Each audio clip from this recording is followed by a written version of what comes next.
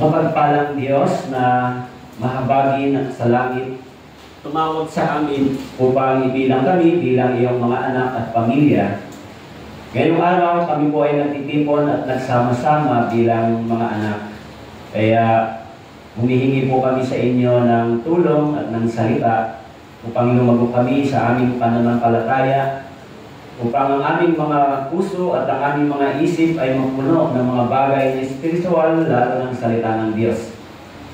Kung sa araw na ito, may mga bagay na alalahanin po kami sa aming puso, may mga bagay na mahal sa amin, nagbibigay ng paghihina sa aming pananampalataya, tulungan niyo po na magtitiwala kami sa inyong pangako at salita.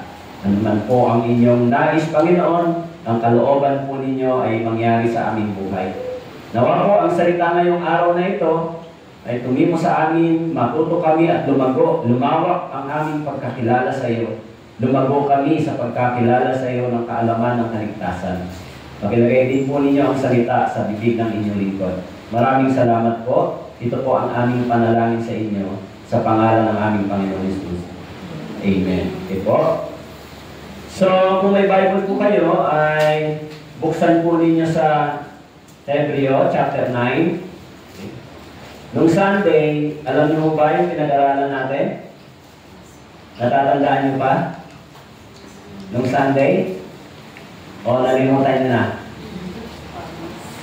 Natatandaan niyo ba? Sana ay kahit ilan doon ay naiiwan sa inyo. Okay po? Ngayon ang pag-aralan po natin dito po sa Hebreo chapter 9, beginning verse 24 hanggang 28, sorry. Hebreo chapter 9, verse 24 hanggang 28. So kung nandiyan na po kayo, babasahin po natin. Okay, Hebreo chapter 9, verse 24 hanggang 28. Verse 24. Sapagkat si Kristo ay hindi pumasok sa sanktuaryo na ginawa ng mga kamay ng tao na mga kahalintulad lamang ng mga tunay na bagay, kundi sa mismong langit upang dumulog ngayon sa harapan ng Diyos para sa atin.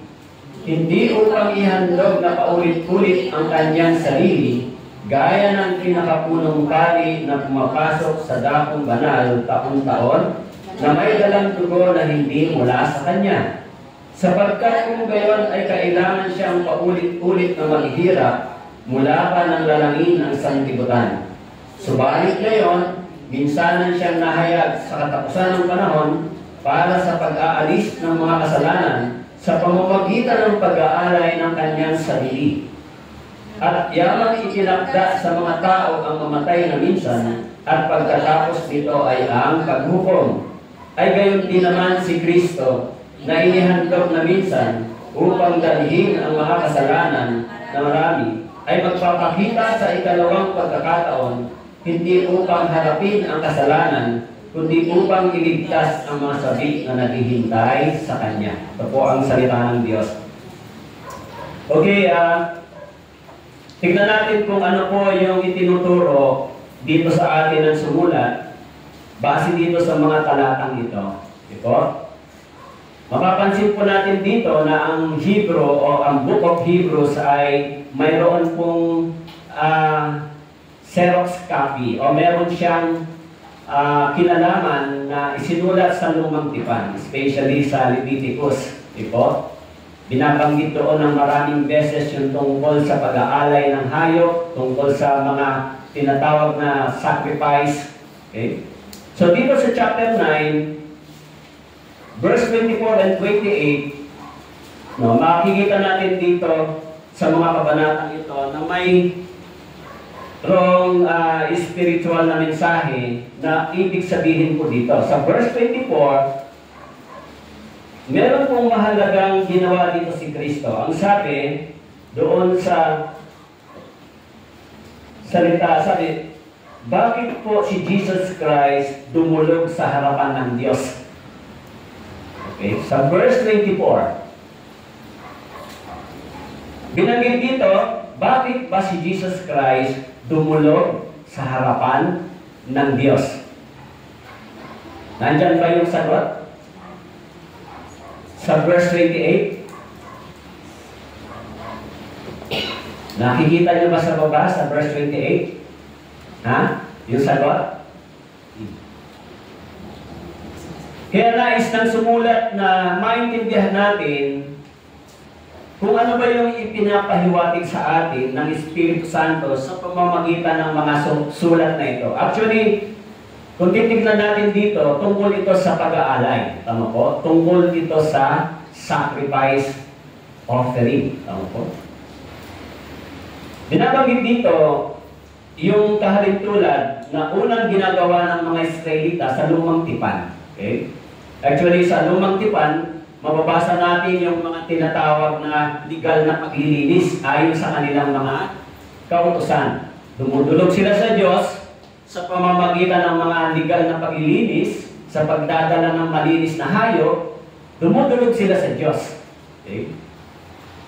So, kung makikita natin sa lumang tipan, bagamat ginagawa po nila yung mga bagay na iyon, pero hindi po ito naging perfecto o permanent. Kaya yung paglilinis na nakikita natin, nababasa natin sa lumang tipan ay nagpapakita ng huwaran ng mga bagay na nasa langit. Bakit ginagawa nila yung ganong paglilinis, ganong pag-aalay? Sapagkat ito yung instruction ng Diyos kay Moises at itinuro sa mga Israelita. Kung ganoon, yung ginagawa nila sa lumang tipan ng pag-aalay ng mga hayop, hindi ito ayon sa kanilang sariling kultura, tradisyon, o mga bagay na kanilang nakagisnan. Yung tabernacle, yung sanctuary, binigyan ng instruction ng Diyos si Moises kung ano ang kanilang gagawin, kung paano inihahanda yung pagdating ng isang perpektong pag-aalay. No? Yung larawan ng pag-aalay sa lumang tipan ay larawan ng isang perpektong darating na gagawin ng ating Panginoong Hesukristo. Actually, mapapansin niyo po dito, ang mga tao sa lumang tipan, yung mga priest, dumudulog sila. Pumupunta sila sa tabernacle para dumulog upang magkaroon ng tinatawag na sin offering. Tama po? Ginagawa nila yon taon-taon. Subalit si Jesus Christ, ang sabi po rito, ang ating Panginoon ay hindi po dumulog sa templo o hindi po dumulog sa tabernacle na ginawa ng tao. At ang sabi dito, si Jesus Christ, ang sabi po sa salita ng Diyos, dumulog siya ngayon sa harapan ng Diyos para sa atin. Dapat maintindihan po ninyo yung sinabi na yon. Kasi kung lalagyan natin ang tanong, bakit dumulog si Jesus Christ sa harapan ng Diyos? Para sa atin. Okay. Kaya si Jesus Christ, hindi siya dumulog sa tabernacle na ginawa ng tao, kundi dumulog siya sa harapan ng Diyos. Ang mga Israelita, dumudulog sa harapan ng Diyos sa pamamagitan ng sanctuary, ng tabernacle. Dumudulog sila para sa mga tao. Subalit si Jesus Christ ay hindi ganon ang kanyang ginawa. Kaya sa Hebrew chapter 10 verse 8, sabi po ng salita ng Diyos, nang sabihin niya sa itaas na hindi mo ibig at hindi mo rin pinalugdan ang alay at mga handog at mga buong handog na sinusunod at mga alay para sa kasalanan na inihandog ayon sa kautusan. Kaya mapapansin po ninyo doon sa lumang tipan paulit-ulit. Okay? Every year, July, every year, paulit-ulit yung kanilang pagdadala ng hayop para sa kanilang mga kasalanan. Kaya yung kanilang ginagawa ay larawan na gagawin ni Jesus Christ. Subalit, yung larawan na ito ay hindi sa pamamagitan ng kautusan ng tao, kundi sa pamamagitan ng mga bagay na plano ng Diyos. Okay?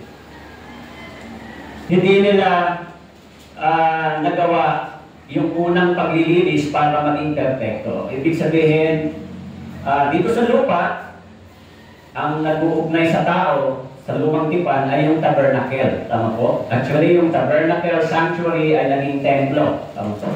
Sa panahon ni Hari Solomon. Okay? Kaya yung mga bagay na makalangit ay hindi nalinis sa pamamagitan ng mga makalupang legal na paglilinis na ginagawa taon-taon sa lumang tipan. Ito lang yung mga tuntunin. Okay?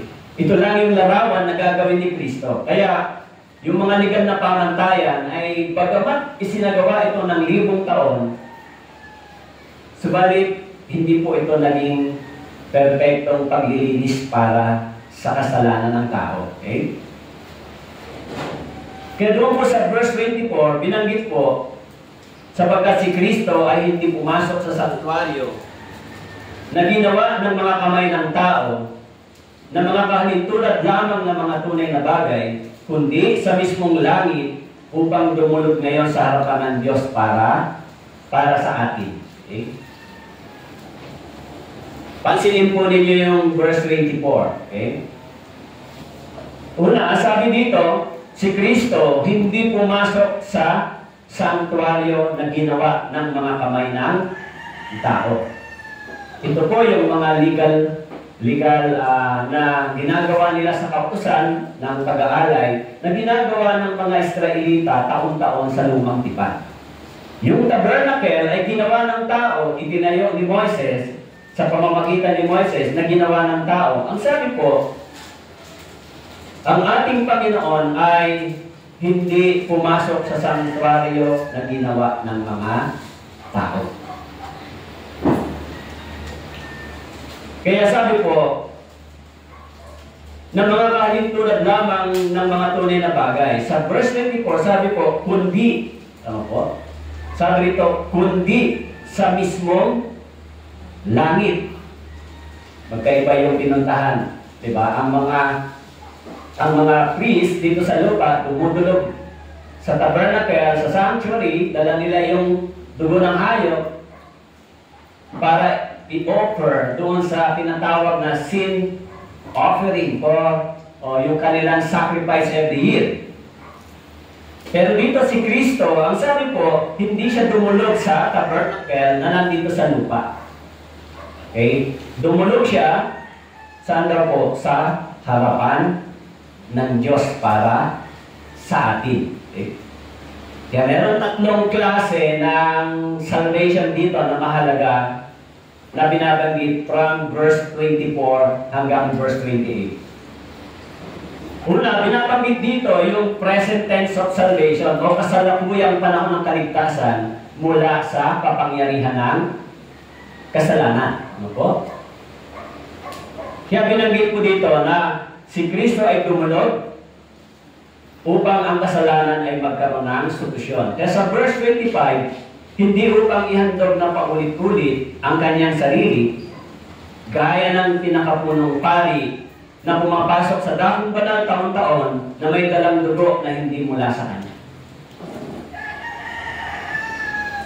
Binanggit sa verse 24, ano ba yung sanctuary sa lumang tipan? No? Yung binabanggit doon ng sumulat ay tinutukoy niya, ano ba yung itinayo? Ano ba yung itinayo sa lumang tipan? Yung tabernacle, yung sanctuary. Okay? Actually, yung tabernacle sa lumang tipan ay ginagamit upang ipakita kung ano ang gagawin ng ating Panginoon. Okay? Kaya yung mga makalangit na bagay ay dinadalisay sa pamamagitan ng pag-aalay ng mga hayop, paglalagay ng pagbibisik ng dugo doon sa lumang tipan. Doon po sa tabernacle, ginagamit nila yung dugo ng hayop. Subalit, binabanggit doon, ang bagay na ito ay hindi sapat. Okay? Kaya ho, sandali po, mukhang mahina na ito. So, sa Hebreo, chapter 9, verse 25, okay, binanggit po dito yung salitang paulit-ulit. Okay?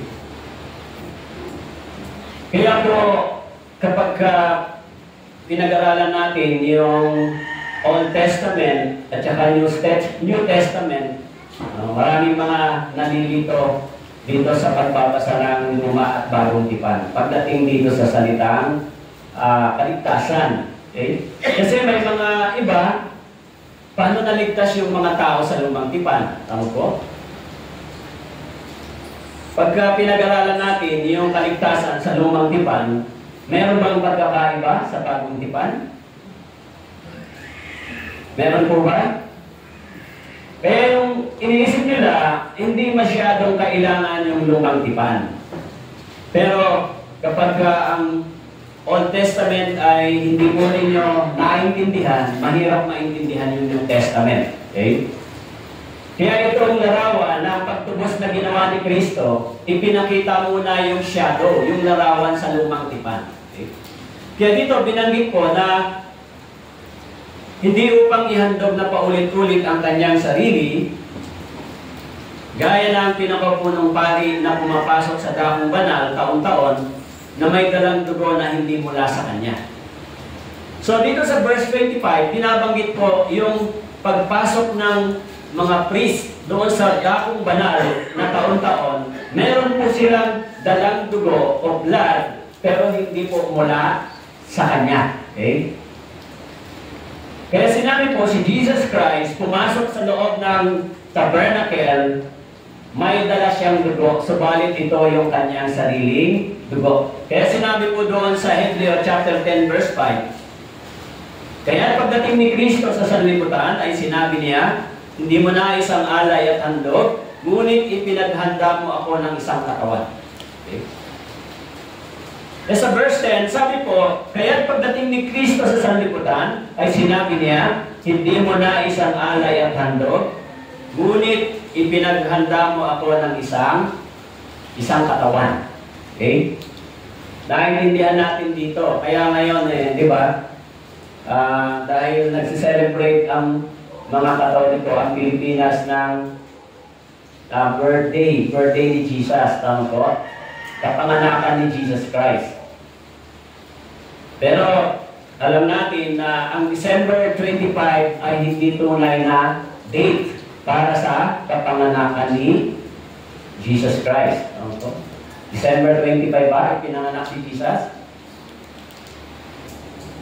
So, kung tatanungin natin, totoo bang may dumating na Kristo? Meron po. Kaya merong tinatawag na celebration na Christmas. Ano po? Totoo na merong isinilang na Messiah. Pero ang hindi totoo, alin ang hindi totoo? Ang hindi totoo, hindi siya dumating ng December 25. Ano po? Kaya dito, sabi po sa Hebreo chapter 10 verse 5, kaya pagdating ni Kristo sa sanlibutan. Ano po? Kaya mababasa niyo po ito sa John chapter 1 verse 14. Tama po, naging tao. John chapter 1 verse 1. Naging tao ang salita. Opo. At ang salita ay tumahan natin. So, binabanggit po si Jesus Christ. Sa John chapter 1 verse 14, binanggit naging tao ang salita. Okay? Kaya binanggit sa verse 1, ang salita ay Diyos. Kasama natin ang salita at ang salita ay kasama ng Diyos. So, kaya binanggit po dito sa verse 5, pagdating ni Kristo sa sanlibutan ay sinabi niya, hindi mo na isang alay at handog, ngunit ipinaghanda mo ako ng isang katawan. Okay? Actually, sa lumang tipan, ito po yung instruction ng Diyos kay Moises. Kaya sa Exodus chapter 25 verse 9, binanggit po, ayon sa lahat ng aking ipinakita sa iyo, saan yung huwaran ng tabernakulo, at saan yung huwaran ng lahat ng kasangkapan niyon, ay gayon ninyo gagawin. Sa verse 22, chapter 25, doon ako makikipagtagpo sa iyo, at mula sa ibabaw ng luklukan ng awa, sa gitna ng dalawang kerubi na nasa ibabaw ng kabanang tipan, ay ibibigay ko sa iyo ang lahat ng mga utos ko para sa mga anak ni Israel.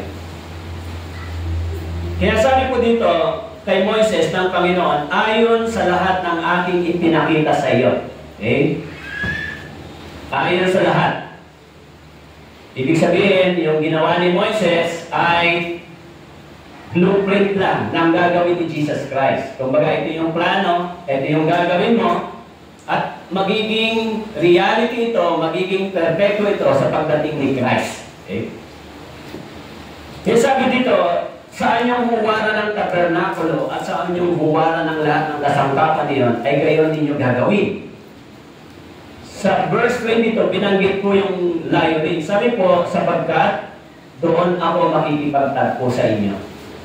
So sa lumang tipan, ang tao ay nakakakonek sa Diyos sa pamamagitan ng tabernakulo, sa pamamagitan ng pag-aalay ng kanilang dugo. Okay? Sa lumang tipan, ito po yung larawan ni Jesus Christ. Tayo naman, nagkaroon tayo ng connection sa Diyos sa pamamagitan ni Christ. Okay? Kaya sa Biblia, yung sanctuaryo ay isang banal na lugar kung saan naroon ang Diyos at kung saan maaaring sumamba, makipag-ugnayan ang mga tao sa Diyos. Sa Biblia, sa lumang tipan, pag pumupunta sila sa sanctuary, sa kabanan-banalan, doon sila tinatagpo ng Diyos pag lumalapit sila doon. Taon-taon. Okay? Kaya yung isang sagradong lugar na itinalaga para sa isang banal na layunin ng Diyos. Okay? Yung tabernakulo o yung sanctuary, dito ay isang banal na lugar na pinupuntahan ng tao sa lumang tipan. Okay po? Actually, ang meaning ng sanctuary, tinatawag po itong ibinukod bilang sagrado. Sanctuary. Di ba? Yung salitang sanctuary o sanctuary o yung banal na kabanal-banalan. Yung meaning po nito sa ibang kahulugan ay ibinukod bilang sagrado. Isang sagradong lugar. Okay? Kaya sa lumang tipan, ang sanctuaryo ay ang tabernakulo at kalaunan ay tinatawag na templo. Okay? Kaya tayo ngayon, tinatawag na templo ng banal na espiritu. Pero sa lumang tipan, alam natin may templo. Tama po? May templo ba sa lumang tipan? Meron. Okay? Yung itinayo ni Haring Solomon. Kaya pag pinag-aralan po ninyo yung pagtatayo ng banal na lugar sa lumang tipan, nang si Noe ay bumaba mula dun sa ark, naglagay siya ng isang bato, naggawa siya ng isang altar at doon sinamba niya ang Diyos. Ano po? Pagkatapos sa panahon naman ni Abraham, si Abraham ay naglagay din ng mga altar hanggang sa pagdating ng panahon si Moises, yung altar ay naging tabernacle o sanctuary. Pagkatapos ng mga Israelita ay naging isang bansa, itinayo naman nila yung isang templo. Tama po? Pero yung templo na itinayo nila ay nawasak at sinira. Ngayon, yung templong ito ay tinutukoy yung mga banal na born again believer. Tama po? Kaya sa lumang tipan, napakahalaga kung ano ang kanilang gawain. Kaya, yung tanong, doon sa verse 24, bakit dumulog si Jesus Christ sa harapan ng Diyos? Actually, mababasa natin na si Kristo ay dumulog sa harapan ng Diyos para sa atin. Okay? Pero hindi siya dumulog sa templo na ginawa ng tao. Yes, sa Hebrews chapter 7, verse 25, dahil dito, siya ay may kakayahang iligtas ng lubos ang mga lumalapit sa Diyos. Sa pamamagitan niya, yamang lagi siyang nabubuhay upang mamagitan sa kanila. Sabi po dito, dahil dito siya ay may kakayahang iligtas ng lubos ang lumalapit sa Diyos. Sa pamamagitan niya, yamang lagi siyang nabubuhay upang mamagitan para sa kanila. Okay? Kaya si Jesus Christ, humarap sa Diyos, tumulog sa Diyos para mamagitan para sa atin. Ano po? Si Jesus Christ, tumulog sa harapan ng Diyos para mamagitan para sa atin. Ano po? Kaya sa 1 John chapter 2 verse 1, binanggit po, mga munti kong anak, ang mga bagay na ito ay sinusulat ko sa inyo upang kayo huwag magkasala. Ngunit kung ang sino man ay magkasala, tayo ay may tagapagtanggol sa harap ng Ama, si Jesucristo na siyang matuwid. Mga munti kong anak, sabi po rito, Isinusulat ko sa inyo upang kayo huwag magkasala. Sinabi ito ni Apostle John, sabi niya, kung kayo'y magkasala, meron tayong tagapagtanggol sa harap ng Ama. Kapag si Kristo ay tumulog sa harapan ng Diyos para sa atin. Ano po? Kaya sa 1 John chapter 2 verse 2, binanggit po, siya ang kabayaran para sa ating mga kasalanan. Hindi lamang para sa atin, kundi para din sa kasalanan ng buong sanlibutan. Sabi po, siya ang kabayaran para sa atin. Hindi lamang para sa atin, kundi para din sa kasalanan ng buong sanlibutan. Kaya binabanggit ko dito, yung kabayarang ito ay napakahalaga, na ginawa ni Kristo para sa atin. Actually, yung unang ginawa ni Kristo ay in the present sa ating panahon upang tayo ay maligtas, upang tayo ay iligtas mula sa kapangyarihan ng kasalanan. Tama po? Kahit na born again na tayo, subalit yung kasalanan ay nandito pa, gumagawa pa rin sa atin. Tama po? Pero yung kapangyarihan ng kasalanan na inalis sa atin upang hindi tayo dalhin sa kahatulan. Okay? Because of the power of sin, pwedeng dalhin tayo sa kahatulan ng Diyos. Diba? Bakit po may kasalanan? Dahil sa paglabag sa kautusan. Okay? Kaya si Kristo, ginawa niya upang ang kasalanan natin o ang kapangyarihan ng kasalanan ay maligtasan natin. Kaya sabi po doon sa 1 John, mga munti kong anak, ang mga bagay na ito ay sinusulat ko sa inyo upang kayo'y huwag magkasala. So sabi niya, ngunit kung ang sino man ay magkasala, okay? Sabi po rito, ngunit kung ang sino man ay magkasala, tayo ay may tagapagtanggol. Tama po? Kung ang sino man ay magkasala, tayo ay may tagapagtanggol sa harapan ng Ama. Mari yung tinutukoy dito ni John ay yung mga born again believer. Tama po? Kung tayo ay nakagagawa ng kasalanan, kung minsan ito yung nagbibigay sa atin ng alalahanin. Tama po? Kaya yung mga hindi ligtas, ang kaisipan nila kapag sila ay nagkasala, pupunta pa rin sila sa impyerno. Yung mga hindi ligtas. Nagkasala ako. Pwede nilang sabihin, ngayon, born again ako, ligtas na ako, subalit pag nagkasala ako, hindi ako nakapagsisi, mapupunta ako sa impyerno. Kaya sinasabi ng Bible, kung kayo'y nagkasala, mayroon tayong tagapagtanggol sa harapan ng Ama. Okay? Kaya sabi po dito, siya ang kabayaran. Okay? Kaya mismong si Kristo, sabi po dito, yung kanyang ginawang sacrificial offering sa harapan ng Diyos ay perfecto at permanent. Ano po? Kaya sabi po, hindi siya umakyat upang magpaulit-ulit ng pag-aalay na kailangan gawin din ng mga saserdote sa lumang tipan. Once and for all, si Jesus Christ namatay para sa atin. Una, upang iligtas tayo sa kapangyarihan ng kasalanan. Bakit po? Yung kapangyarihan ng kasalanan ang magdadala sa atin sa kahatulan. Tama po? Kaya sinabi sa Hebreo chapter 9 verse 7, subalit sa ikalawa ay nag-iisang pumasok ang pinakapunong pari, minsan sa isang taon na may dalang dugo bilang handog niya, para sa kanyang sarili at sa mga kasalanan nagawa ng di sinasadya ng taong bayan. Kaya po binanggit dito yung salitang kasalanang nagagawa ng tao ng di sinasadya sa verse 7 sa chapter 9. Okay? Kaya di ba, merong dalawang kasalanan na ginagawa ang tao.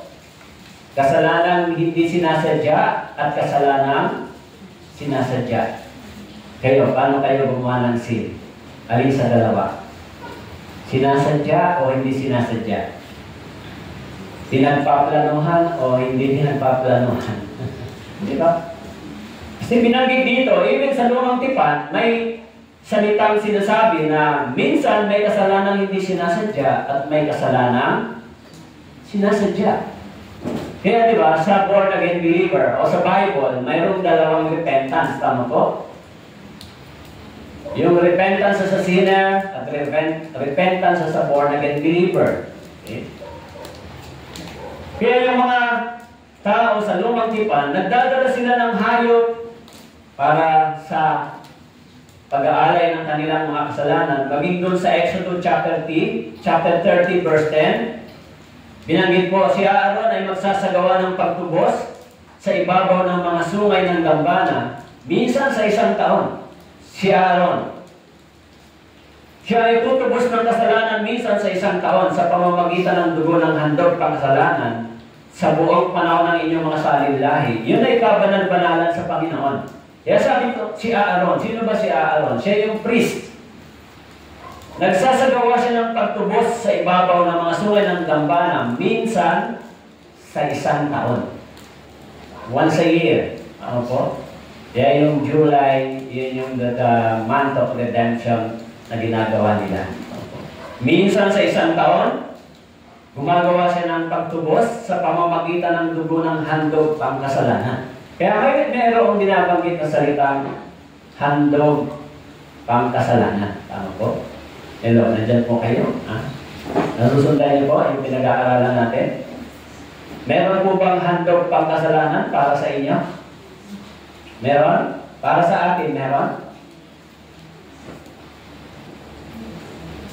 Kaya sa Hebreo, chapter 10, verse 1, binanggit po ng sumulat, yamang ang kautusan ay anino lamang ng mabubuting bagay na darating at hindi ang tunay na larawan ng mga bagay na ito. Kaya yung kailangan dumating ang Mesaya, sabi po, dito sa verse 10, kailanman ay hindi nito na mapapasakdal ang mga lumalapit sa pamamagitan ng hindi mga alay na laging inihahandog taon-taon. So, based on the law, yung kautusan, hindi ito nagdala ng pagkasakdal sa kanila. Ito lang yung mga ritual na paglilinis. Kaya yung salvation, hindi rin naging perfecto sa pamamagitan ng sakripisyo ng tao. Sa pamamagitan ng pagsisikap ng tao. Sa pamamagitan ng righteousness ng tao, sa pamamagitan ng mga sariling gawa ng tao, hindi naging perfecto yung salvation. Sa lumang tipan, ginagawa ng mga tao yung pag-aalay, subalit hindi ito naging perfecto sa paningin ng Diyos. Ito lang ay larawan. Hanggang dumating si Kristo. Kaya yung mga bagay na makalangit na paglilinis ay hindi naging matibay sa pamamagitan ng mga hayop sa lumang tipan. Tingnan po natin yung connection kung bakit natin tinatalakay ito. Ito po ay may kinalaman sa personal nating kaligtasan. Kailangan yung kaunawaan natin sa salita ng Diyos sa kaligtasan, hindi lamang na born again ako, hindi lang naunawaan ang dugo ni Kristo ay dumanan sa cross. Kailangan maintindihan natin paano ba ito sinagawa at paano nangyari yung ganitong pagdurusa at pagsasakripisyo na inihanda ng Diyos bago pa tayo silang sa mundong ito. Okay? Kaya makikita natin yung mga bagay na makalangit, yung larawan ng mga bagay na makalangit sa lumang tipan na gagawin ni Kristo. Yung pag-aalay, pagsasakripisyo, ito yung mga bagay na makalangit na ipinakita ng Diyos dito sa lupa na gagawin ni Kristo. Kaya sabi po dito, hindi na lugod ang Diyos sa alay ng mga dugo ng hayop na iniaalay ng tao. Subalit, nalugod ang Diyos sa dugo ng ating Panginoon. Okay? Kaya sinabi po doon sa verse 26, sabi po, sapagkat kung gayon ay kailangan siyang paulit-ulit na maghirap mula pa ng lalangin sa sanlibutan. Subalit ngayon, minsanan siyang nahayag sa katapusan ng panahon para sa pag-aalis ng mga kasalanan sa pamamagitan ng pag-aalay ng kanyang sarili. Sa ikalawa, sabi po rito, nagpakita ang ating Panginoon, dumating siya upang iligtas ang tao sa pagusang darating. Okay. Yung una, in-affirm ng Diyos, inalis yung batas, yung kautusan, yung kapangyarihan ng batas ng kautusan laban sa atin. Yung law, kapag ito ay nilalabag natin, yung batas o yung kautusan, tayo ay nagkakasala laban sa Diyos at ito ang dahilan upang tayo ay dalhin doon sa kahatulan. Tama. Kaya yung kapangyarihan ng kasalanan ay nasa atin. Yung kapangyarihan ng kasalanan ito yung magdadala dapat sa atin patungo sa kahatulan ng Diyos. Okay. So, halimbawa po, hindi ba, nagkasala ka, lumabag ka sa kautusan ng Diyos. Kung gano'n, yung paglabag mo sa kautusan ng Diyos, yung kapangyarihan ng kasalanan, dadalhin ka doon sa batas at kautusan ng Diyos para ano? Para hatulan. Kayo po, simula nung na-born again po kayo, nagkakasala pa ho ba kayo? Nagkakasala pa ho ba tayo? Kung nagkakasala tayo, mayroon pa bang kapangyarihan ng kasalanan sa atin para dalhin tayo sa hukuman ng Diyos dahil tayo ay nagkasala? Siyempre, wala nang kapangyarihan yung kasalanan laban sa atin para tayo dalhin sa hukuman ng Diyos. Tama po? Sabagat ang sabi doon, inalis ng Diyos yung kapangyarihan ng kautusan. Tama po? Kaya sumailalim tayo sa kapangyarihan ng biyaya ng Diyos. Kaya mga born again, minsan meron silang disobedience, meron silang pagkakamali. So kaya hindi ba pinag-aaralan natin, nakasulat doon sa Hebreo, kung paano itinitil ng Diyos yung sin of the born again believer sa pamamagitan ito ng pagdidisiplina ng Diyos. Kaya yung kapangyarihan ng kasalanan, wala na itong kapangyarihan sa atin para dalhin tayo sa hukuman ng Diyos, para tayo hatulan. Pero yung kapangyarihan ng kasalanan, pwedeng sirain yung ating Christian life.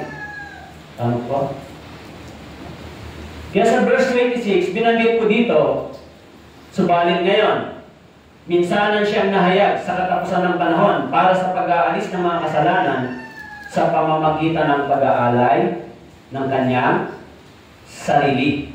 Okay?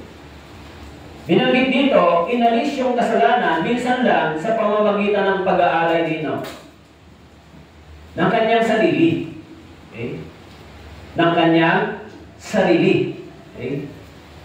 Sino po yung tinutukoy ng kanyang sarili? Si Christ. Tama po? Kaya binanggit po doon sa verse 26. Kaya yung unang pakikipagkasundo ng tao sa Diyos ay isinasagawa sa pamamagitan ng pag-aalay ng dugo ng mga hayop sa unang tipan, sa lumang tipan. Tama po? Yung unang pakikipagkasundo ng tao sa Diyos isinasagawa sa pamamagitan ng pag-aalay ng dugo ng mga hayop sa lumang tipan. Saan ginagawa po yun? Sa tabernacle, sa sanctuary. Dinadala nila dun. Okay? Kaya doon po ginagawa yung unang pakikipagkasundo. Subalit, ang dugo ng hayop ay hindi nakapagbigay ng permanente at sakdal na sakripisyo para sa kasalanan ng tao. Okay? Kaya sabi po doon sa verse 10, chapter 10, verse 6, Hebreo chapter 10 verse 8, sa mga handog na sinusunod at sa mga handog para sa mga kasalanan ay hindi ka nalugod. Kaya sinabi ko, narito ako'y dumating upang gawin ang iyong kalooban o Diyos, sa balunggo ng aklat ay nasusulat tungkol sa akin. Sabi mo dito, sa mga handog na sinusunod, sa mga handog para sa mga kasalanan ay hindi ka nalugod. Kaya sinabi ko, narito ako'y dumating upang gawin ang iyong kalooban o Diyos, sa balunggo ng ulat ng aklat ay nasusulat tungkol sa akin. Sabi ko doon sa verse 7, sa balunggo ng aklat ay nasusulat. Even in the Old Testament, si Christ ay binabanggit yung kanyang magiging gawain. Okay? So, pinag-aralan natin yung tungkol dito kung ano yung ginawa ni Kristo, kung ano yung ginagawa ng mga tao sa lumang tipan. Tama po? Sinasabi dito na sa verse 6, hindi nalugod ang Diyos sa mga handog ng tao, pero nalugod siya sa handog at pag-aalay ni Kristo. Okay?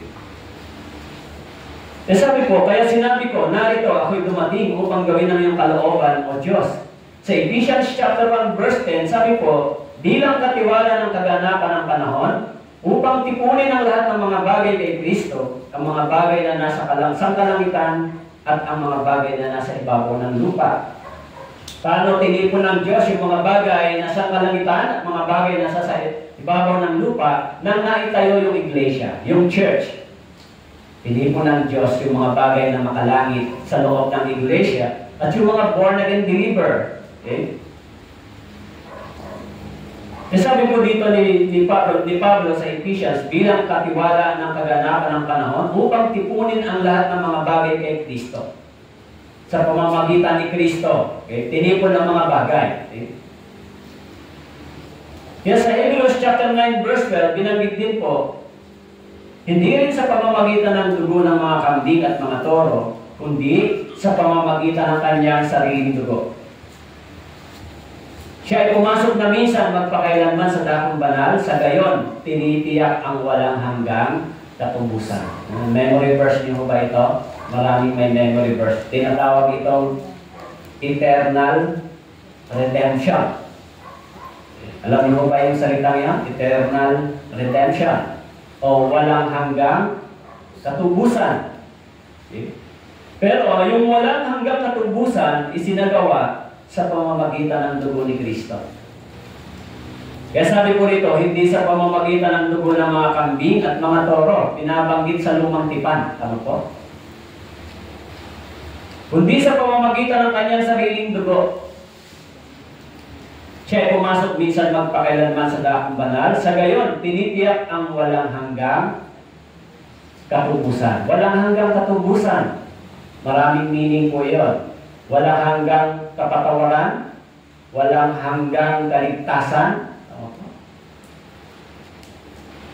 Kaya mahalaga po yung ginawa ni Kristo, yung larawan sa lumang tipan, ay pinakita kung ano ang gawain ng ating Panginoon. Sa Hebrews chapter 7, verse 27, sabi po, hindi gaya ng ibang mga pinakapunong pari. Hindi niya kailangan maghahandog ng alay araw-araw, una para sa kanyang sariling mga kasalanan, at saka para sa mga kasalanan ng bayan. Ito'y ginawa niya minsan magpakailanman ng kanyang ihandog ang kanyang sarili. So, tignan natin yung shadow sa lumang tipan at saka yung perfect reality dito sa bagong tipan na ginawa ni Christ. Para sa isipan po ninyo, ma-connect ninyo yung Old Testament sa New Testament. Kasi minsan yung iba, ang kaisipan nila, hindi na kailangan yung lumang tipan dahil dumating na si Kristo. Pag hindi nyo po naintindihan yung Old Testament, hindi niyo maunawaan yung ginawa ni Kristo sa bagong tipan. Ipinapaliwanag dito sa lumang tipan kung ano yung gagawin ng ating Panginoon sa kanyang pagdating. Kaya yung shadow and reality. Okay? Kaya sabi, hindi gaya ng ibang mga pinakapunong pari. Sa lumang tipan, mga punong pari. Hindi niya kailangan maghandog ng alay araw-araw. Una para sa kanyang sariling mga kasalanan. Sabi, hindi niya kailangan. Si Christ, tinutukoy, hindi niya kailangan maghandog ng alay araw-araw para sa kanyang sariling kasalanan. Unlike sa lumang tipan, yung mga priest, yung mga pari, nagdadala sila ng handog. Bago sila maghandog para sa iba, maghandog muna sila para sa kanilang sarili. Dahil sila rin ay may kasalanan. Bakit po sinabi doon na hindi niya kailangan mag-andog ng alay araw-araw? Una, para sa kanyang sariling mga kasalanan. Tinutukoy dito si Jesus Christ ay sinless, hindi nagkasala. Kaya hindi niya kailangan mag-andog para sa kanyang sarili. Kaya sabi po dito, sa pamamagitan ng kalooban niya, tayo ginawang banal sa pamamagitan ng pag-aalay ng katawan ni Kristo, minsan magpakailanman. Sa verse 27, Hebreo, sabi po, chapter 7, verse 27, basahin ko po, hindi gaya ng ibang mga pinakapunong pari, hindi niya kailangan maghandog ng alay araw-araw, una para sa kanyang sariling mga kasalanan, at saka para sa mga kasalanan ng bayan. Ito'y ginawa niya minsan magpakailanman nang ihandog ang kanyang sarili. Nang ihandog ang kanyang sarili. Sino po? Si Jesus. Inihandog niya ang kanyang sarili para sa atin upang tayo ay maligtas. Kaya sa ating panahon, yung purpose ng pagdating ni Kristo ay may misleading ang tao sa pagkaintindi, pagkaunawa. Kasi halimbawa po, hindi ba, darating yung December 25, Christmas, po? Yung purpose ng Christmas ay dahil isinilang si Jesus Christ at dumating dito sa mundo ito. Pero, kapag nakikita mo yung mga tao sa panahon ito, actually, mas maraming kasalanan ang nangyayari. Po? Lahat ng mga tao nagsasaya, umiinom, kumakain. Po? Sabi ni Jesus, sabi doon sa Mateo chapter 24, di ba? Hindi nila namamalaya ng pagdating. Dahil ang tao nagsasaya, kumakain, umiinom, nag-aasawa. Sa ating panahon, gano'n ang nangyayari. Tama po? Isinicelebrate yung pagdating ni Kristo sa pamamagitan ng mga makasanlibutang gawain. Magsasaya, nagiinuman, kumakain. Pero, kung dumating ba si Kristo, kung dumating ang ating Panginoon, binabanggit dito, siya ay magpapakita sa ikalawang pagkakataon. Kung dumating ba si Kristo, kasama ba sila? Kukunin? Siyempre hindi. Tama po. Kasi, yung mga born-again believer ay hindi po sumasama sa mga pagans activity. Kaya kung titignan po ninyo yung ginagawa ng tao sa ating panahon, hindi ba? Ano po ang makikita natin? Maraming mga inuman, maraming mga kainan, maraming mga kasiyahan. Tama po?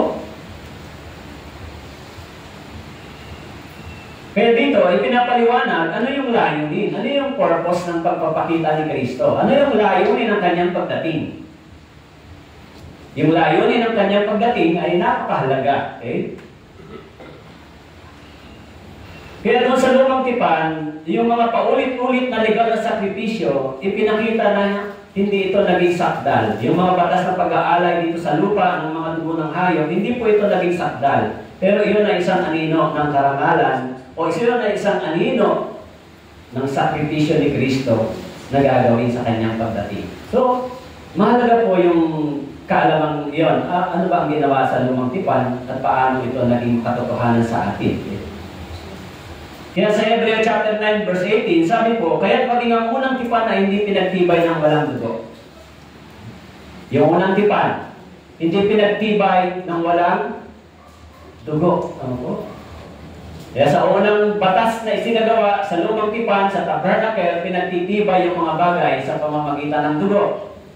Kaya pag tinignan po ninyo, ang Israelita sa Leviticus, ibinukod sila, bago sila ibinukod, winisikan sila ng dugo.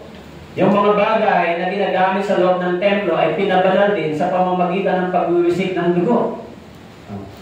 Ginawa silang banal upang italaga sa loob ng templo. Ano ang kinalaman nito para sa atin? Okay? Ano ang kinalaman nito? Kaugnayan nito para sa iyo at sa akin. Kayo po ba? Winisikan din ba kayo ng dugo ni Kristo? Tayo ay winisikan din ng dugo ni Kristo upang maging malinis at itinalaga sa mga bagay na may kinalaman sa banal na gawain. Kaya nga tinatawag tayo ngayon na templo. Tama po? Sa 1 Corinthians, binanggit yun, hindi nyo ba alam na kayo ay templo ng banal na espiritu? So yung templo, itinatalaga sa mga bagay na may kinalaman sa banal na gawain. Kaya gumagawa tayo sa banal na gawain sa iglesia, sa church. Kapag tayo ay pinalaga para sa isang banal na gawain. Kaya sabi po, maging sa lumang tipan, hindi po pinagtibay ng walang dugo.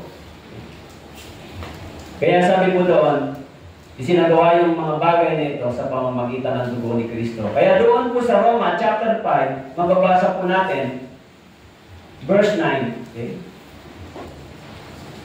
Roma chapter 5, verse 9.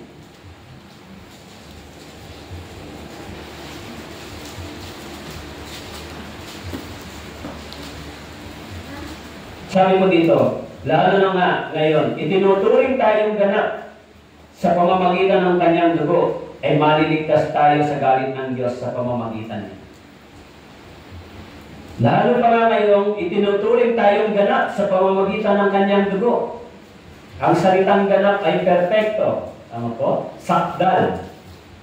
Sa pamamagitan ng kanyang dugo ay maliligtas tayo sa galit ng Diyos sa pamamagitan niya.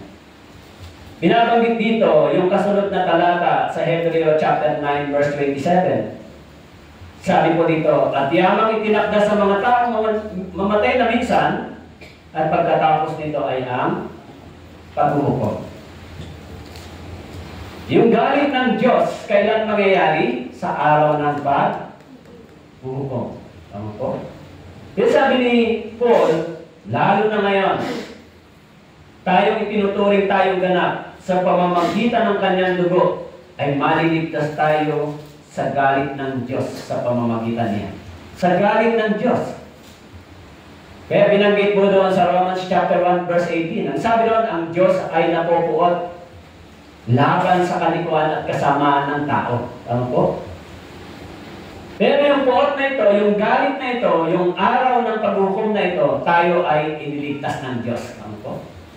So, una, iniligtas tayo mula sa kapangyarihan ng kasalanan na magdadala sa atin sa kahatulan. Pangalawa, iniligtas tayo sa araw ng paghuhukom. Sa araw ng paghuhukom. Sa araw ng paghuhukom. Sabi diyan, yamang itinakda sa mga tao ang mamatay na minsan at pagkatapos nito ay ang paghuhukom. Sa tingin ko, yung talatang Hebreo chapter 9 verse 27 ay hindi pa gaano masyadong meditate ng tao, di ba? Kasi ang iniisip nila ay pag namatay tapos na.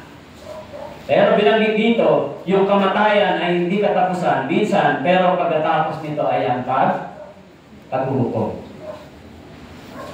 Kaya pansinin natin mula verse 24, binanggit una tayo ay iniligtas sa kapangyarihan ng kasalanan. Pangalawa, mula sa paghuhukom tayo din ay iniligtas na ng Diyos. Haharap pa ba kayo sa araw ng paghuhukom? Mayroong dalawang pagsusulit ang tao, di ba? Sa unbeliever at sa believer. Di ba?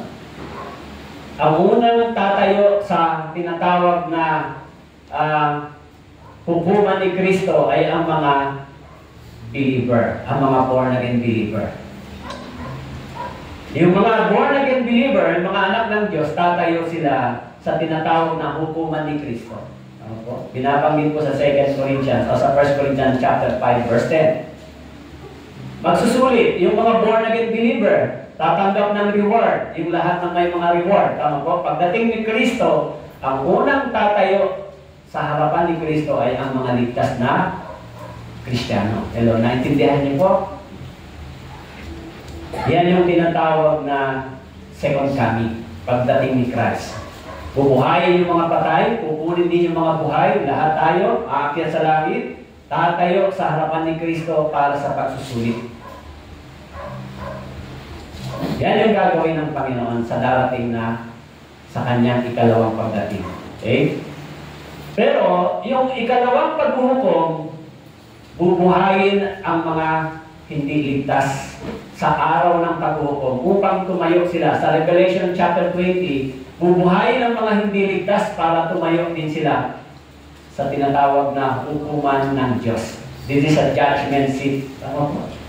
At yung mga taong hindi ligtas na yun, bubuhayin sila hindi para tumanggap ng reward, para tumanggap ng parusa, dalhin sila doon sa tinatawag na apoy ng impyerno o lawa ng apoy sa Revelation. Kaya meron dalawang klase ng paghuhukom. Tama po? Yung mga born-again believer, tatayo din tayo para sa ating pagsusulit. Subalit hindi ito katumbas ng pagpunta sa impyerno. Sabagat ang kaligtasan ay hindi nawawala. Pero yung mga hindi ligtas, sila yung huling bubuhayin. Bubuhayin sila. At sinabi sa Revelation, magiging yung mga nasa dagat na namatay, iluluwa sila ng dagat. Alam niyo ba yun sa Revelation nakasulat, chapter 20? Yung mga kinain ng dagat na katawan, ay ilalabas sila sa pagdating ng araw ng paghuhukom. Puntahan po natin, Revelation chapter 20. Sabi ko dito,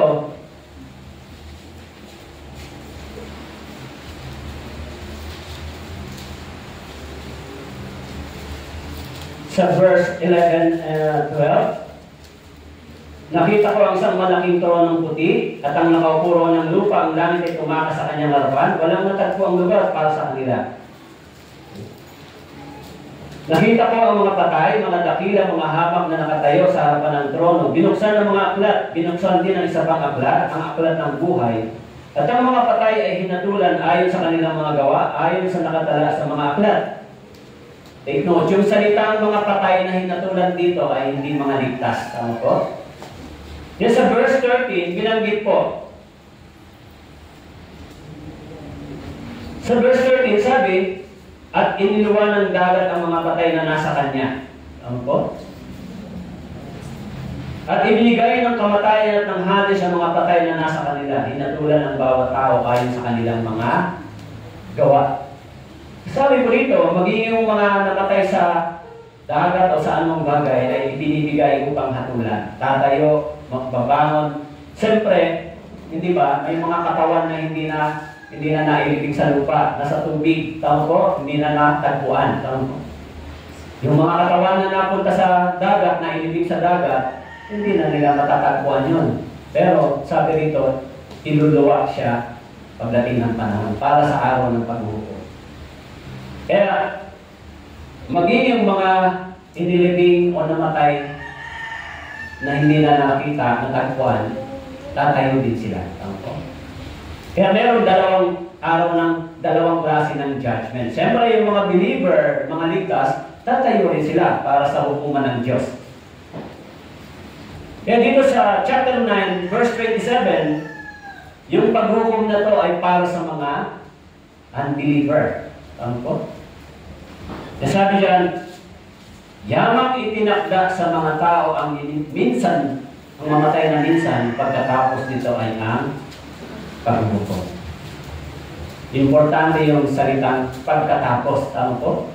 Hindi na binanggit, yamang ang tinakda sa mga tao ang mamatay na minsan, tapos na. Pero sabi rito, pagkatapos nito, mayroon pang paghukom. Parang hindi yan nakakatakot. Di ba? Maaaring ngayon, hindi pa siya nakakatakot. Di ba? Kaya sabi ko dito, ang gawain ng ating Panginoon, una, niligtas tayo sa kapangyarihan ng kasalanan. Meron pa bang kapangyarihan ng kasalanan sa atin? Meron pang kapangyarihan ng kasalanan sa inyo? Yung kapangyarihan ng kautusan, meron pa ba sa atin? Inalis ni Kristo yung kapangyarihan ng kautusan at kapangyarihan ng kasalanan sa atin. Kasi yung kapangyarihan ng kautusan at kasalanan ay magdadala sa atin sa hukuman ng Diyos para tayo hatulan. Tama po? Kaya inalis ang kapangyarihan nito sa atin. Pangalawa, binanggit dito, hindi lang inalis yung kapangyarihan ng kasalanan, iniligtas din tayo sa araw ng paghuhukom. Okay? Kaya sa Job chapter 30, verse 23, sabi ni Job, "Oo, alam ko, nadadalhin mo ako sa kamatayan at sa bahay na itinalaga para sa lahat ng nabubuhay." Awit chapter 89, verse 48, "Sapagkat sinong tao ang mabubuhay at hindi makakakita ng kamatayan, maliligtas ba niya ang kanyang kaluluwa sa kapangyarihan ng Sheol? Selah." Sabi ng aklat ng mga awit, sinong tao mabubuhay at hindi makakakita ng kamatayan? Maliligtas ba niya kanyang kaluluwa sa kapangyarihan ng Sheol? Impyerno, Sheol. Ano po? Yung salitang Sheol ay impyerno, lake of fire. Maliligtas ba niya ang kaluluwa niya sa kapangyarihan ng Sheol? Sa Ecclesiastes chapter 9 verse 5, binanggit ko, sapagkat nalalaman ng mga buhay na sila'y mamamatay, ngunit hindi nalalaman ng patay ang anumang bagay, wala na silang gantimpala sapagkat ang alaala nila ay nakalimutan na. Sabi po, sapagkat nalalaman ng mga buhay na sila'y mamamatay, ngunit hindi nalalaman ng patay ang anumang bagay. Kaya dito dinidefy yung theory ng mga nagsasabi na ang kaluluwa ay bumabalik pa. Tama po? At minsan iniisip nila, No? Yung mga tao, lalo na pag nagtitiliryo na, naku, nandiyan na si kapatid ko, si nanay ko, kinukuha na ako, ganito. Hindi ba? Meron ba kayo narinig na gano'n? Ha? Yung mga tao na malapit ng mamatay, nakakakita ng mga kamag-anak nilang namatay at sinasabi sila ay sinusundo na. Actually, yung picture na yon na nakikita nila ay hindi po yung kamag-anak nila, kundi yun ay si Satanas. Alam niyo ba kung bakit? Dinadaya yung kanilang mata. Sumama ka na sa amin. Oo, sasama ako dahil kamag-anak ko to. Pero hindi niya alam, yun ay tricks ng diablo, ng evil. Tama po? Like sinabi ni Jesus, maging ang si Satanas, pwede siyang magmukhang angel. Pwede niyang gayahin. Tama po? Kaya minsan may mga tao nagsasabi, sinusundo na ako ni ate, ni kuya, ni nanay, pag malapit ng mamatay. May narinig mo ba kayong gano'n? Ha? Kaya sasabihin niya, sasama na ako, pero hindi niya alam, yun ay tricks ng diablo para dalhin siya sa impyerno. Tama po? Wala nang tao pa na pwedeng makabalik kapag sila ay umalis na sa sanlibutan ito. Eh, hindi rin naman ng mga Katolik. Punta ka muna sa purgatory, pagkatapos yung panalangin ng mga tao dito sa baba, paakyat ka sa langit. Hindi ba? Sabi ng Bible, paano nangyari na may naliligtas nakapapasok sa langit sa pamamagitan ng panalangin? It is impossible. Tama po? Wala naligtas sa pamamagitan ng panalangin. May naligtas sa pamamagitan ng pagsisisi at pananampalataya kay Kristo. Kaya yung mga Katoliko, mahilig nila gawin niya, di ba? Kaya minsan sasabihin, ay, pwede mo ba kayong matawag magpadasal? So, anong ipagdarasal nila? Yung mga namatay na kaluluwa. Alam niyo ba yung bagay na yun ay kamumal-dumal sa paningin ng Diyos? Nakikipag-usap sa patay? Dati mo ba? Nagawa niyo ba yan? Ha? Sumasama ba kayo dati sa gano'n? Diba? Panalangin nila, na-memorize nila, diba? So, ako rin dati, nakakasama sa gano'n. Tagasagot lang ako. Amen. Tagasagot ka lang, diba? O Diyos ko, panalangin mo kami na isang makasalanan. Yung mga prayer na gano'n. Narinig niyo ba yun? Panalangin niyo si ano na umakyat sa langit, di ba? Kaya, ang binabanggit doon na mediator, sino po? Si Mary, hindi po si Jesus. Kaya sabi dito, yung mga buhay, sabi dito, sapagat nalalaman ng mga buhay na sila'y mamamatay, ngunit hindi nalalaman ng patay ang anumang bagay. Pangalawa sa Bible, very clear, yung panalangin ng isang makasalanan ay hindi dinirinig ng Diyos. Ano po?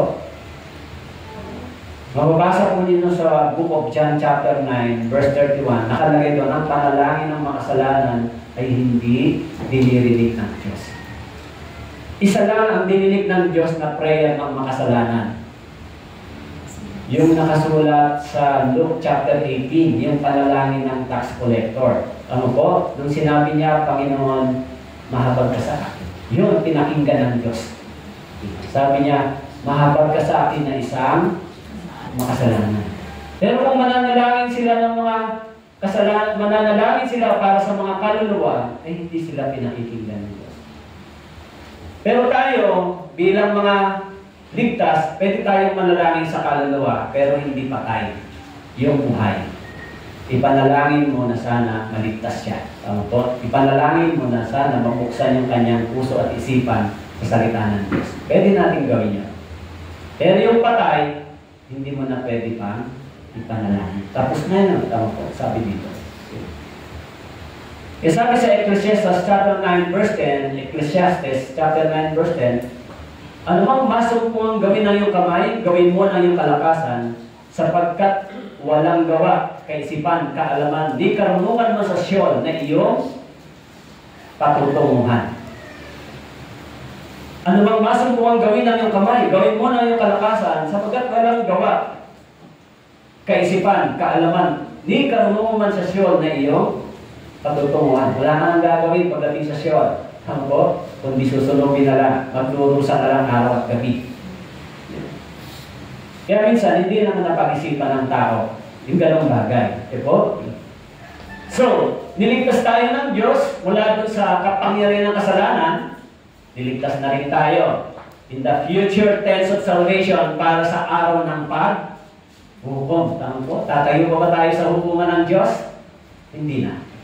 Tapos na yung hukuman ng Diyos para sa atin. Tama po? Ligtas na. Okay? Pangatlo, sinabi po rito, sinasabi sa Hebrew chapter 9 verse 28, sabi po, gayon din naman, si Kristo inihandog na minsan upang dalhin ang mga kasalanan ng marami ay magpapakita sa ikalawang pagkakataon. Take note, anong sinabi dito? Hindi upang harapin ang kasalanan, kundi upang iligtas ang mga sabik na naghihintay sa Kanya. So, sabi ko dito, ang ating Panginoon ay muling magpapakita upang gawin yung pagliligtas sa atin mula sa presensya ng kasalanan. Siyempre, kapag dumating si Kristo, ihiwalay na tayo. Tama po?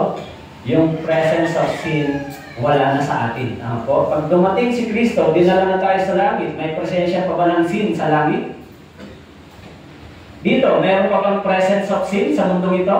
May presensya pa ng kasalanan? Meron pa. Tama po? Yung presence of sin, presence, nandito pa sa atin. Tama po? Gumagala pa.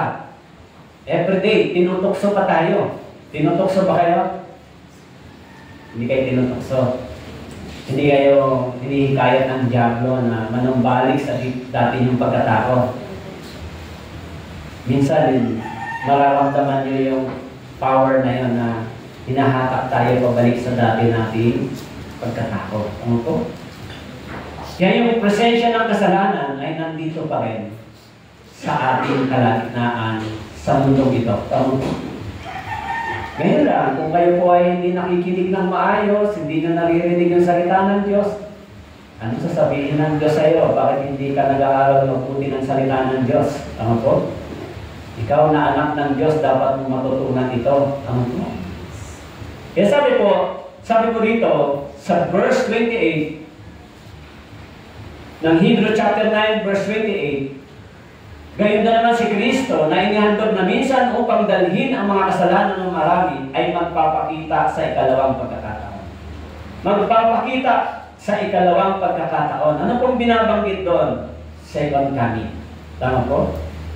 Yung unang pagpapakita ni Kristo, ginawa niya yung katubusan doon sa cross. Tama po? At nagsi-celebrate ngayon ng mga tao ng birthday ni Jesus Christ.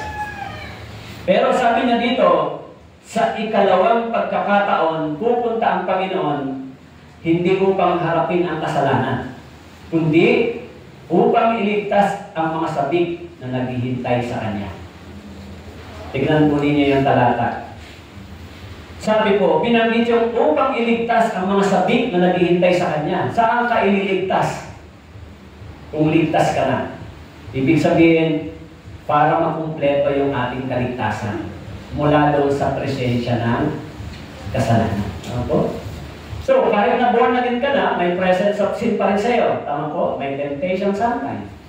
Dahil sa pagdating ni Kristo, upang iligtas ang sabik na naghihintay sa Kanya. Kaya tayo habang gumagawa, naghihintay tayo kay Kristo. Tama po? Hinihintay natin ang Panginoon. Dahil sabi po, katulad po sa lumang tipan, alam niyo ba kung binasa niyo yung lumang tipan? Sa araw ng pagbabayad sala sa lumang tipan, ang mga tao, sabik na naghihintay sa mataas na saserdote na bumalik sa pinakabanal na lugar. Pagkatapos nilang mag-alay, yung saserdote, pagkatapos niya mag-alay sa loob ng kabanal-banalan, hinihintay siyang lumabas muli ng mga tao. Ang ibig sabihin, tinanggap na ng Diyos yung offering na yon. Kaya kapag siya ay lumabas, nagsasaya sila sapagkat yung offering na yon ay tinanggap ng Diyos. So, ganun din ang Panginoon, sa Kanyang ikalawang pagpabalik, pagpapakita sa atin, nagpapatunay na sa Kanyang pagdating, yung Kanyang dugo, yung Kanyang buhay na inialay ay tinanggap ng Diyos. At sino ang nagbenepisyo? Tayo. Paano kung hindi na muling babalik si Jesus Christ para magpakita at kunin tayo. Paano kaya? So sabi ng Bible, si Kristo ay muling babalik sa ikalawang pagkakataon, hindi upang harapin ang kasalanan, kundi upang iligtas ang mga sabik na naghihintay sa Kanya. Ito yung pinakamagandang moment ng buhay Kristiyano, di ba? Ibig sabihin, sa ikalawang pagdating ng Panginoon, magpapakita siya, hindi para mamatay siya doon sa cross, hindi para magdusa, hindi para i-deal yung kasalanan. Magpapakita ang Panginoon sa ikalawang pagkakataon upang tuparin yung kanyang pangako na tayo ay kanyang pupunin. Tama po? Kaya binanggit yun sa John. Sabi po, muli siyang babalik. Inihanda niya yung tahanan sa langit, pero muli siyang babalik para kunin tayo. Tama po? Kaya doon po sa 2 Corinthians chapter 5 verse 21, sabi po, para sa ating kapakanan, ginawa niyang may kasalanan siya na hindi nakakakilala ng kasalanan upang sa Kanya tayo maging katwiran ng Diyos. Para sa ating kapakanan. Sabi po, ginawa niyang may kasalanan siya. Si Kristo, in 1 Peter chapter 2 verse 24, siya mismo ang nagdala ng ating mga kasalanan sa Kanyang katawan sa punong kahoy. Siya mismo ang nagdala. Okay? Boring ba yung topic natin? Parang hindi masakit yung sinasabi ni Pastor. Puro tungkol sa doctrine ito. Tungkol ito sa doctrine ng Bible. Yung foundation ng salvation. Hindi po ito lang Christian living. Lumalim yung pagkaunawa sa kaligtasan. Po? Kaya parang inaantok siguro kayo. Pero pag nakakarinig kayo siguro ng sermon na nagigising siguro kayo. Di ba? Parang hindi masakit ang salita ngayon ng sermon. Parang walang correction. Kasi pinag-aaralan natin yung salvation na malinaw from power of sin, from the judgment, and now darating yung araw, pagbalik ni Kristo, from the presence of sin. Wala na yung kasalanan, pasensya. Aalisin din tayo ng Panginoon dito. Kaya habang nagtitiis tayo ngayon ng kahirapan sa kasalanan ng ibang tao, nagtitiis ka, pero darating ang araw, yung kasalanan ng ibang tao na ikaw ang naaapektuhan, darating ang araw, wala nang magagawa dahil hiwalay na ng Diyos. Tama po? Kaya sa unang pagdating ng Panginoon, ginawa yung pagtubos ng kasalanan, subalit sa Kanyang ikalawang pagbalik, sabi po, inihintay para sa mga naghihintay sa Kanya. Mga sabik na naghihintay. Okay? Kaya sa pagdating ng ating Panginoon, ito na yung confirmation. Diba? Yung first advent ng ating kaligtasan, ng pagdating ni Kristo, ay upang i-defeat o talunin yung kapangyarihan ng kasalanan. Kaya sabi ron sa Luke chapter 2 verse 11, sapagkat ipinanganak sa inyo ngayon sa lungsod ni David ang isang tagapagligtas na siya ang Kristo, ang Panginoon. Sapagkat ang kasalanan ay hindi makapaghahari sa inyo, sapagkat wala na kayo sa ilalim ng kautusan, kundi nasa ilalim ng biyaya, in Romans chapter 6 verse 14 and 15. Ano nga, magkakasala ba tayo dahil tayo wala sa ilalim ng kautusan, kundi nasa ilalim ng biyaya? Huwag daw ang mangyari. Sabi po, ang kasalanan ay hindi na makapaghahari sa inyo. Kaya, malinaw po yun sa Biblia. Kaya kung ano yung seed na naihasik sa atin, yun ang dapat na magiging bunga. Kaya kung sin seed, diba? Sin seed ang nasa atin pa rin, kasalanan yung magiging bunga. Maraming fruits na seed. Pero kung God seed, di ba? Yung God seed, yung banal na espiritu, yung salita ng Diyos na iasik na sa atin. So yung bunga natin ay hindi seed, di ba? Magbubunga tayo ng kabanalan, katwiran, mabubuting gawa. Galing doon sa seed na meron tayo. Hindi po yan galing sa tinatawag na self-righteousness. Yun yung fruits ng kaligtasan, yung bunga. Dahil wala nang kapangyarihan ng kasalanan sa atin, di ba? Kaya, sinasabi ng Biblia na tayo ay iniligtas mula sa kapangyarihan ng kasalanan. Hindi lang tayo iniligtas sa kapangyarihan ng kasalanan, iniligtas din tayo sa araw ng kahatulan o paghuhukom. Diba? Hindi tayo masaya, no? Iligtas na tayo sa araw ng paghuhukom. Hindi tayo masaya. Pero alam niyo, kung sinabi siguro ng Bible, bibigyan kayo ng tagi-1,000,000 pagkatapos nito, siguro palakpakan kayo. Pero pag sinabi, niligtas na tayo sa araw ng paghuhukom, okay lang. Hindi masyadong big deal, di ba? Pero alam niyo ba, yung salitang iniligtas tayo sa araw ng paghuhukom, gaano ba ito? Kahalaga. Tama po? Kung ang isang tao, alam niyang haharap siya sa hukuman at hahadulan siya, alam niyang nagkasala siya, meron ba siyang fear? Kung ang isang tao nagkasala, alam niyang tatayo siya sa hukuman at hahadulan siya, meron ba siyang fear? May takot ba siya? Yes. Pero tayo, hindi na tayo nagkaroon ng tinatawag ng fear sa judgment dahil alam natin, iniligtas na tayo ng Panginoon sa araw ng paghukom. Kaya binanggit sa Romans chapter 2, ang sabi doon, yung mga taong tumatanggi sa alok ng Diyos, sa kabutihan ng Diyos, nagtitipon sila ng puot. Sa Romans chapter 2, binanggit yung mga taong tumatanggi sa biyaya ng Diyos, sa pag-ibig ng Diyos, sabi nagtitipon sila ng puot, kaya sa araw ng puot ng Diyos, sabi doon, nahayag sa kanila. Kaya alam nyo, sa totoo lang, yung salitang araw ng paghukom at puot ng Diyos ay nakakatakot. Ano po? Kung pag-isipan lang ng tao yun. Okay? Sabi ni Jesus sa John chapter 14 verse 3, kung ako'y pumunta roon, may handa ko ang isang lugar para sa inyo. Ako'y babalik, kayo tatanggapin ko sa aking sarili, upang kung saan ako naroon, kayo rin ay naroon. Sabi niya, si Kristo ay babalik hindi upang harapin yung kasalanan, kundi upang iligtas ang mga sabik na naghihintay sa Kanya. Kaya sabi sa John chapter 14, sabi niya, siya ay babalik para kung saan siya naroon, tayo rin ay naroon.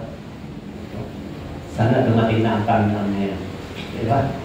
Para makauwi na tayo ng mas paaga sa langit. Masaya niyo, wag muna, Pastor, kasi masaya pa dito. Siguro kung sa aking kaisipan, mas mabuti, mas maagang dumating ang Panginoon para umiksi ang ating pagdurusa. Tama po? Kasi the longer ang pagdating ng Panginoon ay mas mahaba din yung pagdurusa. Tama po? Kayo, gusto niyo na ho ba yun? Kaya sabi po sa 1 Thessalonians 4:16, sapagkat ang Panginoon mismo bababa mula sa langit, umisigaw.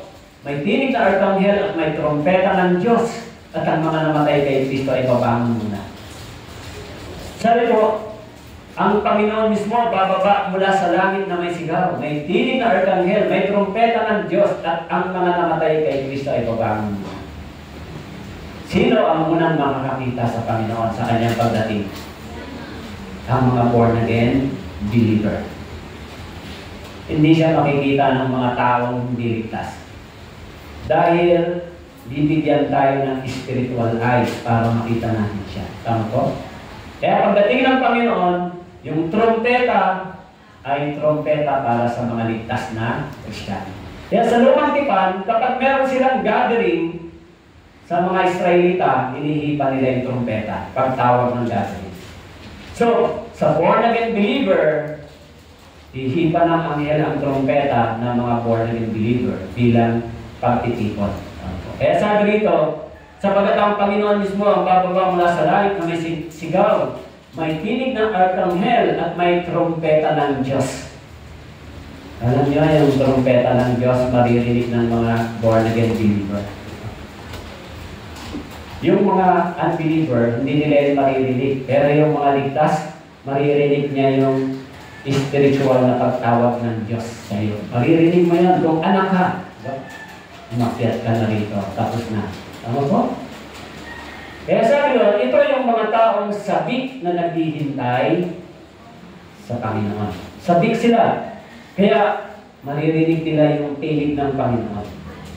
Kaya maririnig niyo yun pag totoo kayong ligtas. Pero yung mga unbeliever, yung mga hindi ligtas, maririnig ba nila yun?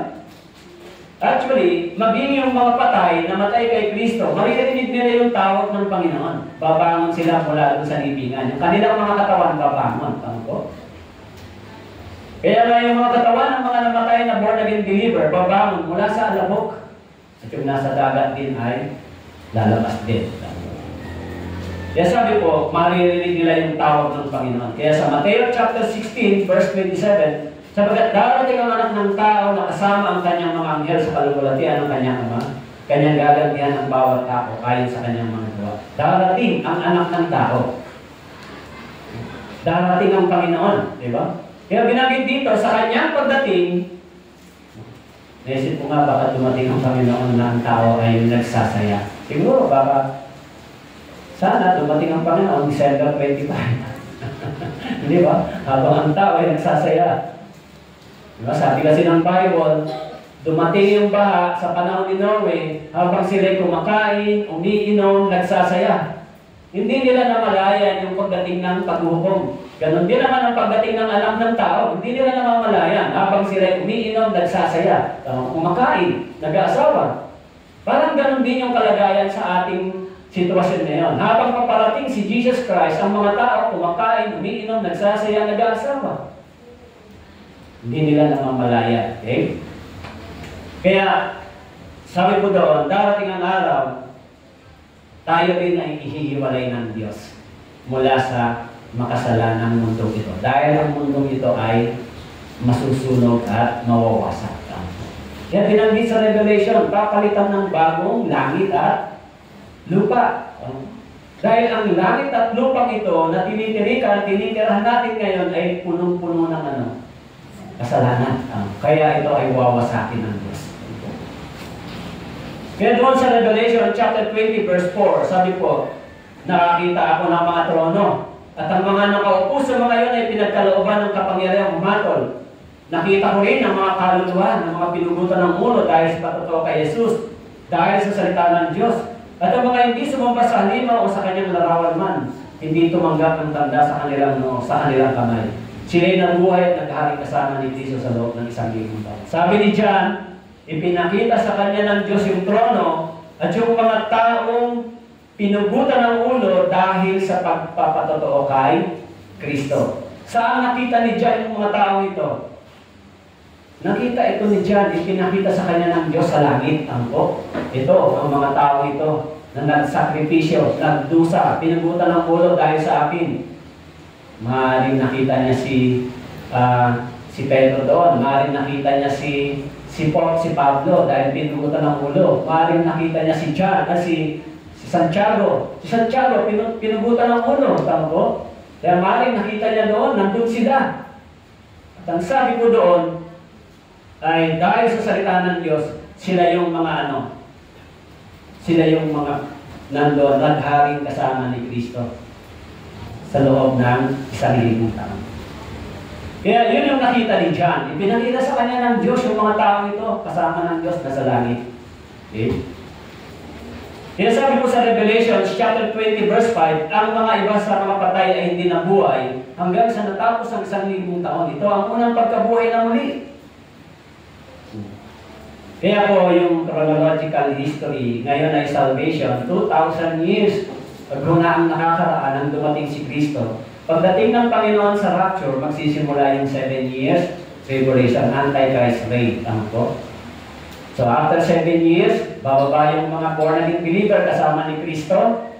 Pagsisimula yung 1,000 years, tinatawag ng Millennium Kingdom. Okay? Kasama yung mga born again. Kaya sabi rito, nakita niya yung mga ligtas na tao naghaharing kasama ni Kristo sa loob ng 1,000 taon. Kaya merong 1,000 years pa. At yung 1,000 years sa Panginoon ay 1 day lang.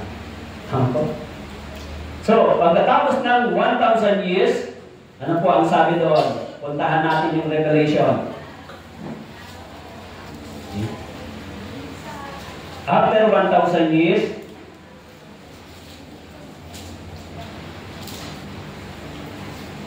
sa verse 7, beginning verse 7.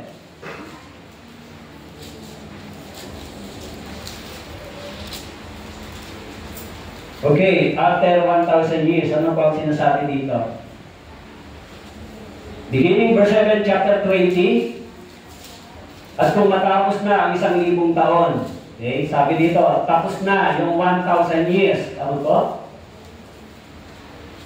Naintindihan niyo po, sabi dito, kung matapos na ang 1,000 taon, si Satanas ay pakakawalan sa kanyang bilangguan. Okay?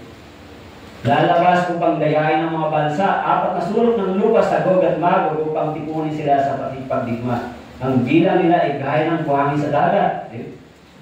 So pagkatapos ng 1,000 years, kasunod ay ang pag-hukom. Okay? Nakita niyo po, nakalagay ito. Kaya yan yung pagkakasunod-sunod. From verse 1 hanggang verse 6, Antichrist reign. Pagkatapos sa verse 7 hanggang verse 10, 1,000 years. At pag natapos yung 1,000 years, lalabas yung judgment. Yung tinatawag na white throne judgment. This is the final. Sabi sa verse 11, di ba? Nakita ko ang isang malaking tronong puti, nakapuroon ng saluk. Ang nakapuroon, ang lupa at ang langit, ay tumakas sa kanyang harapan. Wala na yung mundong ito. Tama po? Wala na yung lupa at langit. Inalis na, pinalitan na. Nakita ko ang mga patay, mga dakila, mga hamak nakatayo sa harapan ng trono. Binuksan ng aklat. Binuksan din ng isa pang aklat. Ang aklat ng buhay. Ang mga patay ay inatulan ayon sa kanilang mga gawain sa nakatalat. This is a white throne judgment. The final judgment. Tama po? Kaya yung mga taong naghihintay sa Panginoon ay sabik na naghihintay. So, darating ang panahon.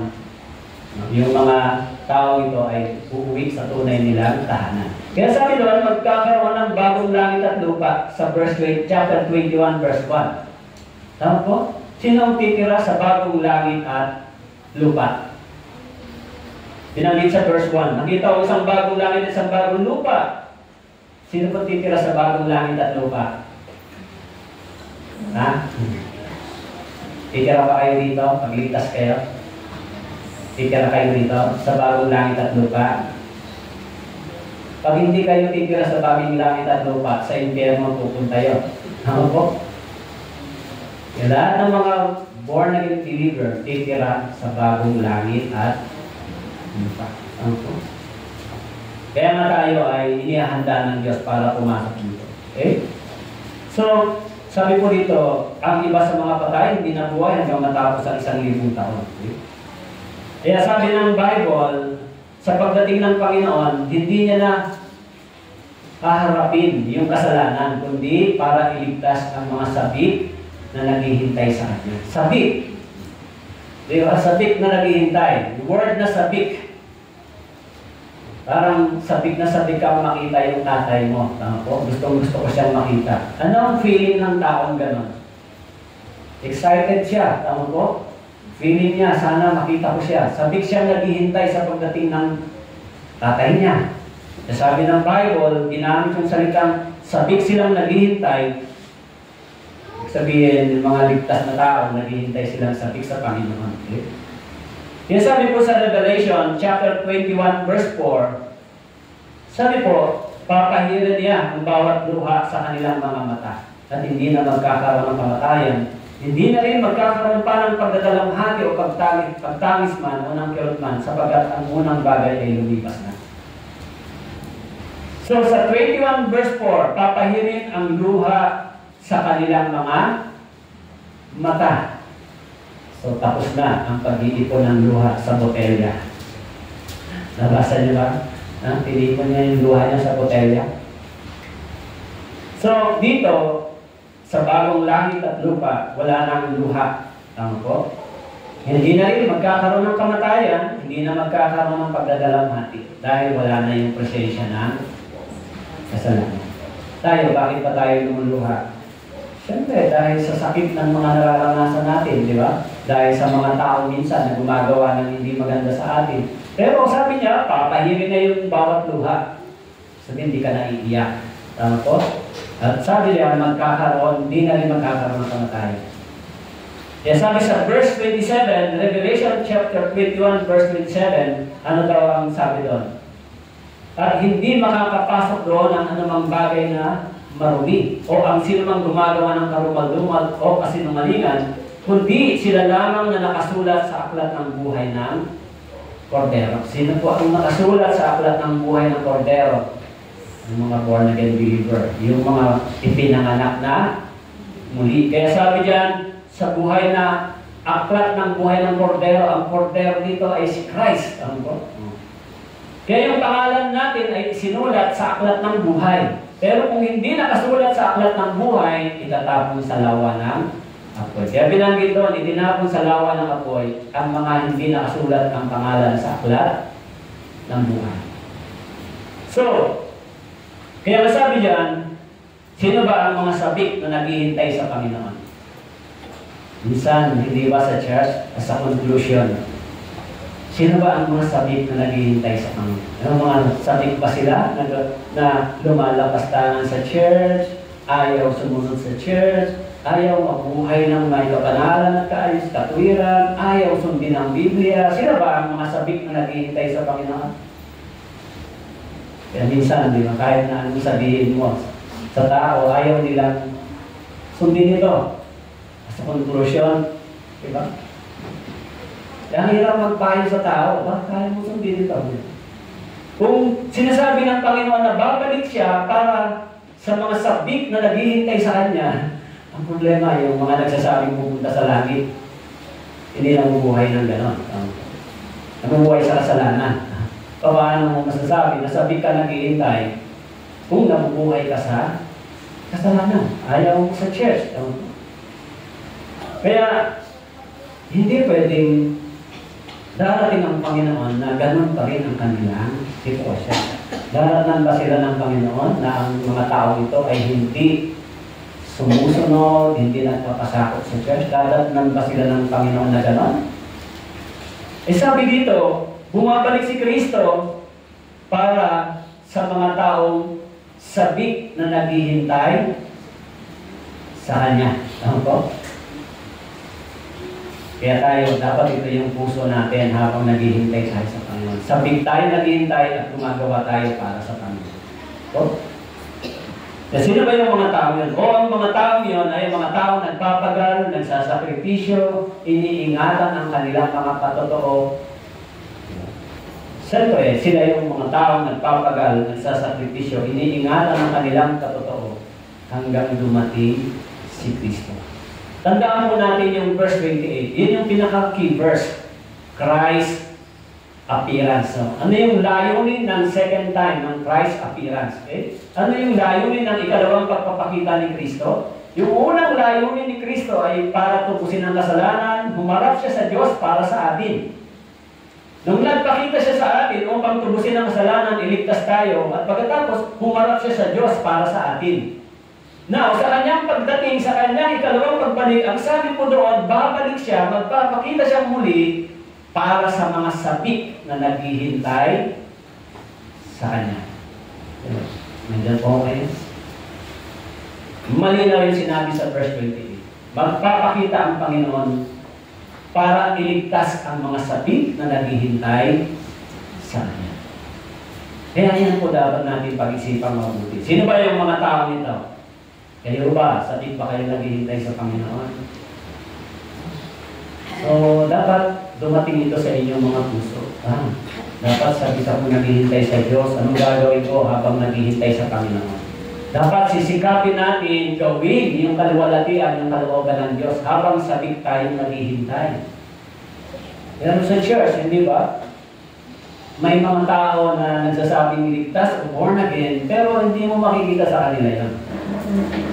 Ano ba? Naghihintay ka ba sa Diyos, sa Panginoon? Ikaw ba, maasa kang kukunin ni Kristo sa kanyang pagdating? Umaasa ka ba na ikaw ay sabik o dahil ba sa iyo kaya si Kristo babalik? Dahil ba sa atin? O, sabi ng Bible, kaya siya humarap sa Diyos para sa atin. At kaya rin siya babalik para sa atin pa rin. Walang ibang purpose.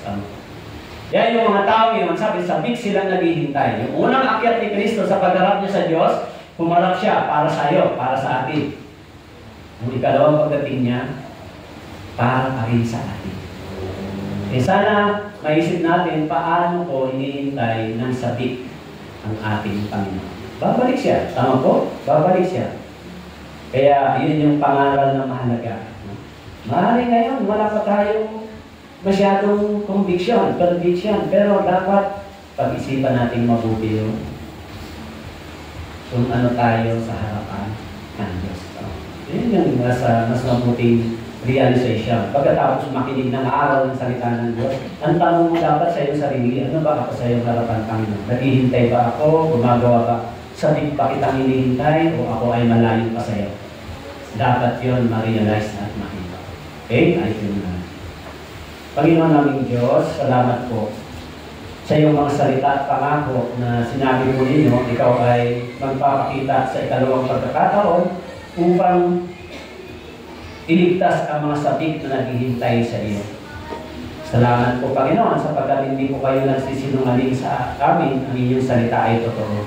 Kahit marami kami kahirapan, pagkurusa, pagtitiis sa sanlibutan nito, subalit umaasa kami sa inyong pangako na darating ang araw, ang lahat ng ito ay magiging kagalakan ang kapalit at kaluwalhatian sa iyong pangalan. Kaya salamat po, ito po ang aming dalangin sa pangalan ng